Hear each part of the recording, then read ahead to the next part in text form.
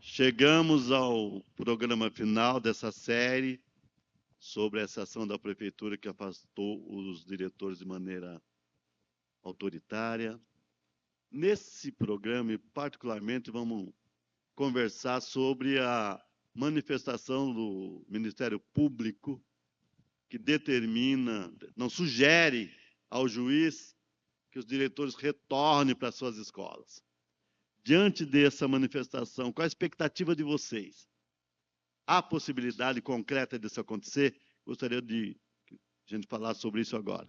Nós fomos chamados individualmente na Diretoria Regional de Educação para que nós tivéssemos uma conversa individual com a diretora regional, da Adre Butantan. A minha, no caso, é a Adre Butantan. E, claro, todo curso é bem-vindo, né? Toda formação é bem-vinda, porque nós vivemos fazendo extensão universitária, extensões universitárias, nós vivemos fazendo doutorado, pós-doutorado. A gente está em contínua, né? Em contínua formação.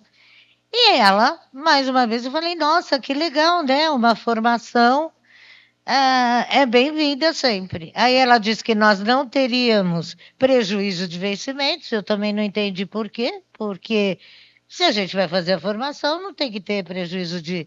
Né? Mas eu não sabia que era nesse nível, né, essa formação. E isso ela não nos passou. E que teria uma pessoa na escola escolhida por ela, para que assumisse algumas atribuições da parte pedagógica para que os ADs não ficassem sobrecarregados, que seria um terceiro AD.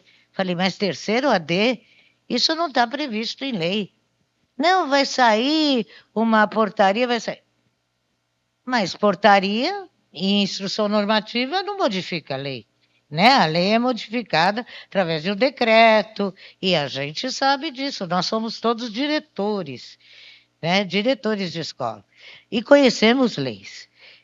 Mas eu saí de lá até com expectativa boa, mas só que não era isso. Atrás disso estava todo um movimento para que os profissionais fossem afastados, os diretores fossem afastados pelo tempo até dezembro, com 7.700 horas, acho que era isso. 1.770 horas, e que nós só estaríamos na escola uma vez por semana para assumir toda a parte legal que ninguém pode assumir. Ninguém pode assinar pelo diretor, né? São coisas que são atribuições do diretor. Então eu falei, mas se a gente vai estar fora da escola, por que a gente vai assinar uma coisa que nós não participamos? Então já começa tudo errado por aí. Mas, né, fui para a escola, aí começaram os movimentos, né, do que era mesmo. E o que coincidiu justamente foi a questão do liceu, a construção das 3 escolas, né, e a privatização, que a gente sabe que isso é o grande objetivo atrás dessa punição dos 25 diretores. Nós estamos nas áreas com maior índice de vulnerabilidade, as nossas escolas têm os maiores índices de vulnerabilidade, mas também tem o maior índice de voto, né? Eles votam. Tem famílias atrás disso. 110 Paraisópolis tem 110 mil. Então, a gente sabe, tem especulação imobiliária, tem a construção da avenida que vai passar por dentro de Paraisópolis. Então, quando você começa a esmiuçar as intenções, você vê que foi realmente uma questão política, como o Cláudio já disse. O tempo inteiro, eles tentam nos acusar de uma negligência com relação à dimensão das aprendizagens. Isso é mentira, porque se tem uma preocupação que as nossas unidades têm, é com a dimensão da aprendizagem. Por isso que são escolas que apresentam uma série de projetos, tentando garantir caminhos para essa aprendizagem. Por isso que essas escolas, o tempo inteiro, informou e solicitou parceria efetiva da Diretoria Regional de Educação para que os processos de aprendizagem fossem garantidos. Por isso que essas escolas sempre solicitou e apresentou a deficiência dos serviços de saúde, o serviço de proteção integral dessas crianças, que dificulta, e a realidade perversa que nós convivemos. Né? Então, a escola que eu sou diretor, o Saturnino Pereira, está há um tempo e agora tem, a partir do dia 15, toda a comunidade da Souza Ramos e da Estrada de Iguatemi tendo que desocupar. São 60% a 70% dos alunos da escola que serão despejados pela política do governo do estado e pela política municipal. Então, é dessas realidades que nós estamos falando. E é mentiroso, é mentira, é falsidade, falsear a realidade, dizer que esses diretores nunca se preocuparam. Tanto se preocuparam que o tempo inteiro nós estávamos cobrando políticas públicas. Então, isso que o Carlos nos traz é muito importante. Nós entendemos essa ação como uma perseguição política. Política porque sabe do nosso posicionamento dentro dessas realidades que nós ocupamos.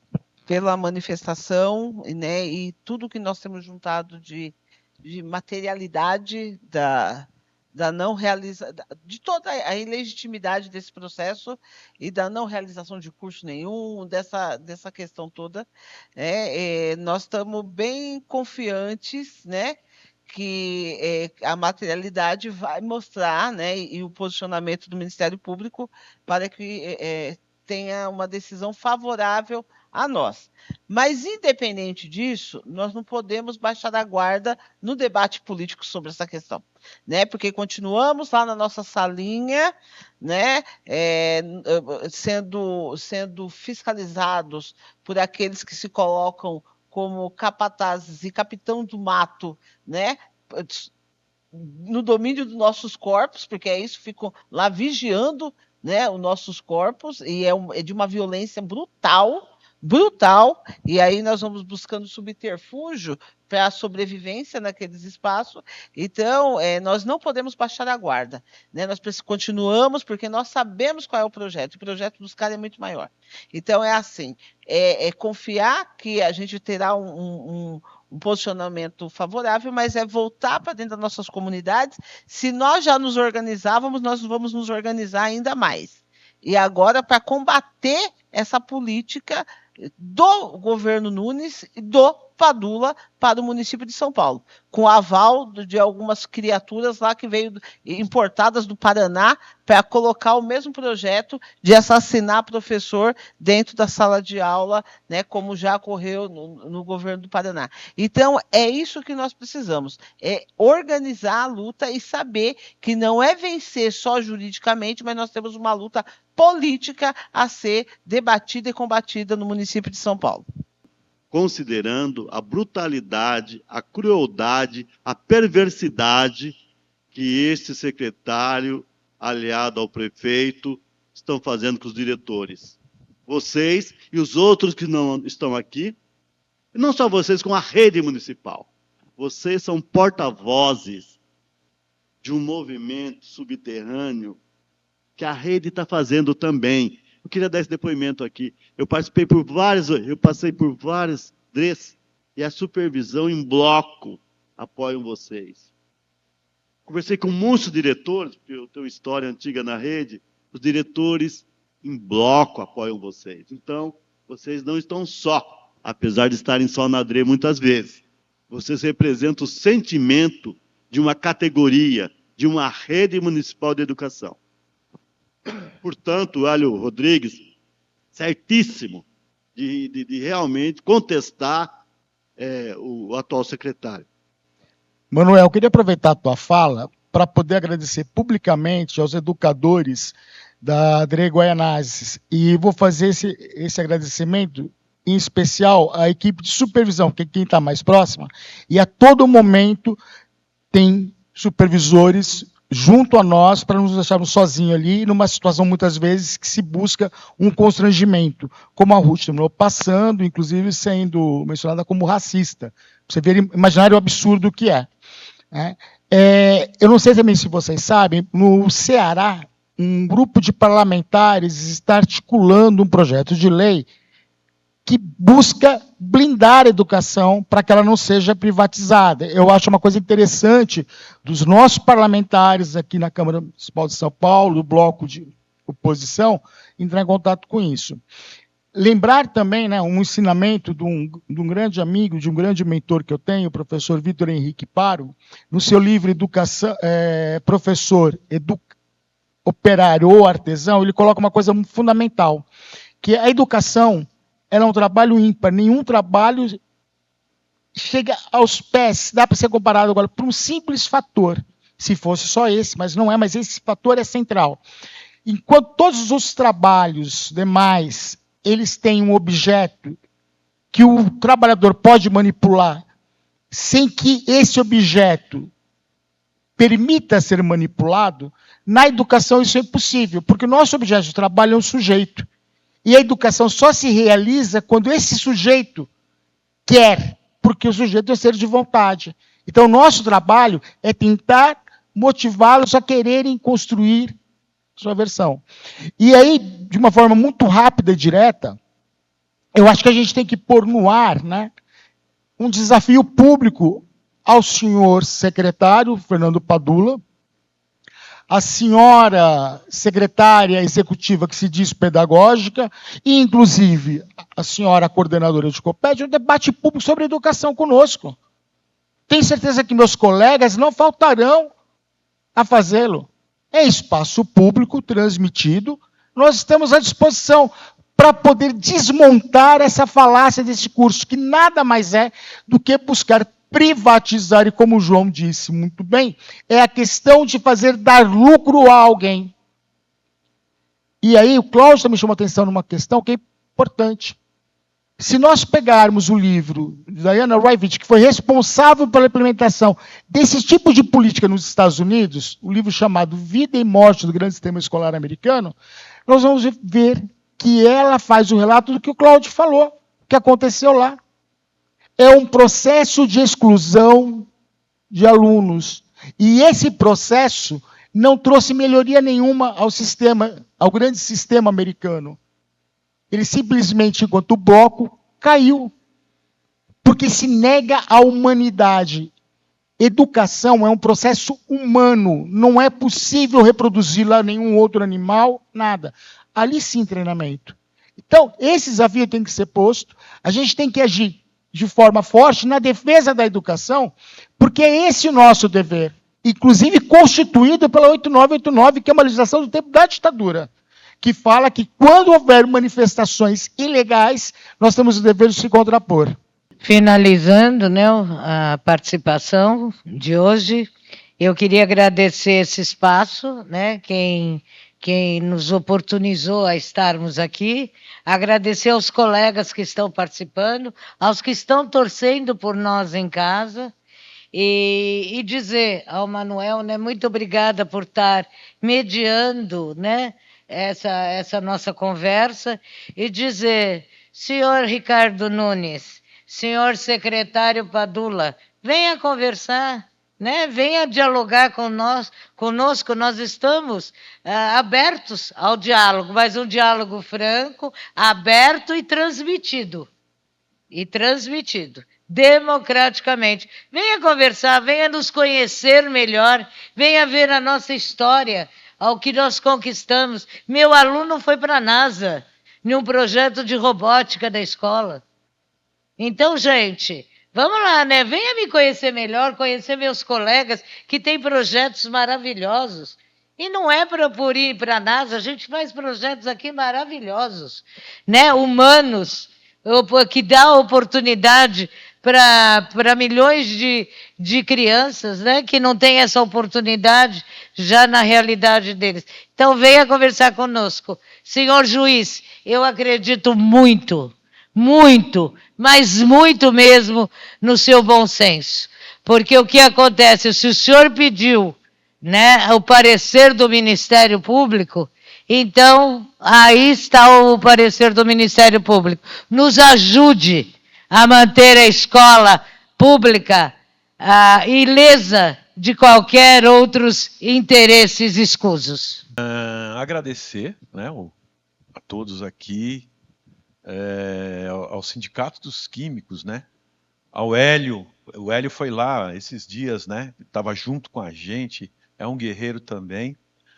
E estão junto com a gente nessa luta. O Carlos lembrou dos nossos supervisores. Olha, vou dizer uma coisa, eu não sei o que seria da gente também sem aqueles supervisores ali. Eles me surpreenderam assim, mas muito, muito, muito, né? É isso, é agradecer e é esperar que o juiz tenha a sensibilidade do representante do Ministério Público, que ele tenha essa sensibilidade e que o nosso sistema democrático, porque você tem os 3 poderes, eles estão com os 2 poderes, porque o Ricardo Nunes, ele tem a Câmara Municipal na mão. A gente espera muito da justiça, que a justiça faça justiça. Cláudio. Bom, eu acho que a manifestação do Ministério Público provou de que a Prefeitura fez um ato ilegal. O Ministério Público diz isso, né? É ilegal, é ilegítimo e não justifica o afastamento dos diretores, né? E ele recomenda, né, o retorno dos 25 diretores e diretoras para as escolas imediatamente. Então, muito provavelmente, o juiz deve acatar, né, o parecer do Ministério Público, porque ele é muito bem fundamentado. Eu acho que esse parecer do Ministério Público impõe à Prefeitura Municipal e à Secretaria Municipal de Educação uma derrota política, né? Porque eles tentaram passar por cima da legislação, entendendo que as instituições iriam se calar, né? O Ministério Público iria deixar, a Defensoria Pública, que também tem um papel importante, e eles não deixaram. Embora a Prefeitura tenha um parlamento ali, né? Ele domina o parlamento, domina a Câmara Municipal, isso não passou pelo Ministério Público e não passará pelo sistema de justiça. Então, é importante essa vitória, esclarece para a opinião pública de que nós temos razão, de que isso é uma farsa e que essa farsa vai acabar em breve, isso é o que a gente espera, né? Uma outra coisa que eu queria chamar a atenção também, além do apoio que a gente teve, né, apoio institucional da supervisão escolar, de outros diretores, de professores, da população em geral, nós tivemos também apoio da nossa comunidade escolar, né, dos estudantes, das famílias, das instituições ao redor, mesmo pessoas que não estão na escola, mas que compõem o nosso território, entendem a nossa luta e foram prestar solidariedade. Então, as escolas, como foi o caso da Escola Espaço de Bitita, se transformaram também em verdadeiros comitês de luta, de mobilização, e foram esses comitês de luta, de mobilização nas escolas e nas nossas regionais que fez com que esse processo retrocedesse. Então, eu queria aqui lembrar disso, né? O Ministério Público fez a sua parte, ele vai restabelecer a justiça e que essa farsa vai se encerrar em breve, porque ela é ilegítima, é ilegal, é violenta e ela atenta contra a dignidade dessas pessoas e atenta contra a dignidade da educação pública, dos estudantes e de suas famílias. Obrigado. Bom, estamos concluindo agora essa série de programas sobre o afastamento dos diretores. Eu tive aqui uma aula do mais alto nível, com vocês que têm conhecimento prático e teórico, não é? Foi uma honra enorme estar aqui mediando esse debate. Agradeço muito ao Cláudio, a Rosângela, a Ruth, ao Carlos e ao João. Muito obrigado mesmo. Vocês estão quase ganhando essa batalha, mas a guerra é longa. Nós estaremos juntos até o fim, até a vitória final. Obrigado à equipe que nos assessorou, que nos orientou, e obrigado ao Hélio que cedeu esse espaço para que a gente fizesse esse debate. Muito obrigado, um abraço a todos. Muito obrigado.